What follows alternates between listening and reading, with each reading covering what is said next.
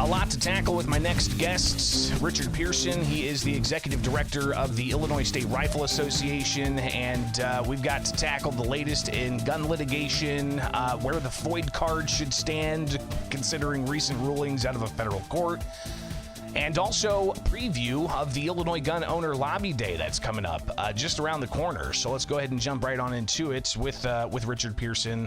Thanks for taking time with us this morning, live on the program with Bishop on Air. Be sure to like, subscribe, and hit that notification bell. But if you could, let's start with iGold, the Illinois Gun Owner Lobby Day. That's coming up just around the corner, and you're expecting to see potentially thousands of gun owners hit the streets of Springfield. What do you expect to see? Well, we had more interest than we've ever had in Lobby Day since 2013. So I expect a good crowd. We have several buses coming, and so we're looking forward to a great event. We have a great speaker, Alan Gottlieb, who has won more court cases for the Second Amendment than any other person in history. And so we're looking forward to that. And I'm looking forward to his speech and seeing all of our friends in the gun owning community. So this clearly is, a showing of force, so to speak. What are some of the things you guys are going to be focusing on? Of course, I imagine, the gun ban's top of mind for a lot of people, but there's a lot of other litigation out there concerning Illinois laws and the control that's imposed upon gun owners. What are some of the things that you're hoping to get across with the potentially thousands of people from across the states on Illinois Gun Owner Lobby Day? Well, first of all, that, we have to go see our legislators, let them know that the gun owners are here, that they're watching, and they're going to be a force in the upcoming election. And so we want to influence them in that manner. We'll have some bills that we oppose, some bills that we support, and we'll be letting them know what they are. So we'll be moving right along with that. We'll talk about litigation also. We have, of course, our case pending before the U.S. Supreme Court.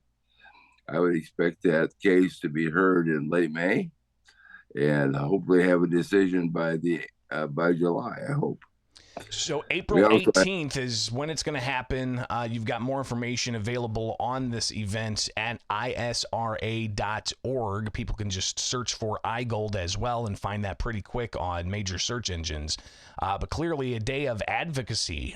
So what kind of impact are you expecting iGold to have, especially when it comes to legislators being in session on that day? Well, they'll know we're here. So if you see all those yellow and black shirts walking down the Capitol Avenue, that makes an impression. And so we want to let them know that we are here, that we're not going away, and that our numbers are growing. And so we're pretty happy about that. And we'll be talking about that. Of course, we'll have some updates on litigation, and they'll hear about that too.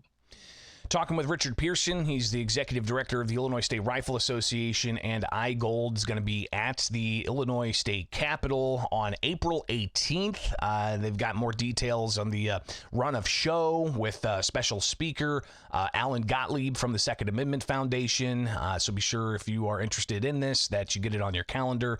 It's an all-day event. All right, starts in the morning, midday, all throughout, and then you can go and see some action at the Illinois State House. But Richard, let's jump into some of the latest, and where we're at with litigation against gun control in the state of Illinois. We've got the Southern District of Illinois federal judge Stephen McGlynn moving forward and getting, the various experts lined up that each side wants to hear. So while that plays out in the Southern District courts, you've also got requests back in front of the U.S. Supreme Court to take up this case. What are we hoping happens here? Well, we hope to get a writ of certiorari from the United States Supreme Court, which means that they will hear the case. I would expect, though, that we have the National Shooting Sports Foundation case. We have a case out of Maryland. We have a case coming out of California. So I'm going to guess that at some point they'll combine all these cases and hear them all at once. So it may be 4 or 5 cases put together. Richard, we also have various challenges, including Alan Gottlieb's challenge, where he just filed a brief in the litigation against the prohibition of carrying firearms in public transit. You've got a federal lawsuit against the FOID card. You've got the NSSF lawsuit against the firearm industry liability law that Governor Pritzker signed last week, and Chicago's using to sue Glock. So all of these things, obviously, people are extremely interested in, right? So where's a good resource for people to stay up on all of these? Well, we post the latest on our website. Right now, we're going through all the motions, getting all the expert witnesses lined up, doing all the background research and all this. So it's, as I described, it's like toiling in the mines. You don't see it, but sooner or later, we're going to get some valuable diamonds out of it, we hope. Richard, also the federal judge in the Northern District who recently just ruled in favor of an illegal immigrants in this country, saying that they have a right to protect themselves with a firearm. This is kind of drawn an interesting dynamic within the Second Amendment community. Some people say that illegal immigrants shouldn't have rights bestowed by the U.S. Constitution to the people. Others say that anybody can be the people, and the Bill of Rights pertains to them. It's citizens who have certain things spelled out in the Constitution as to how they can interact with government.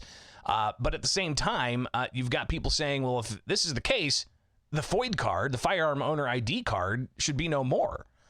What are your thoughts? Where do you stand on that, or is it kind of a mix of both?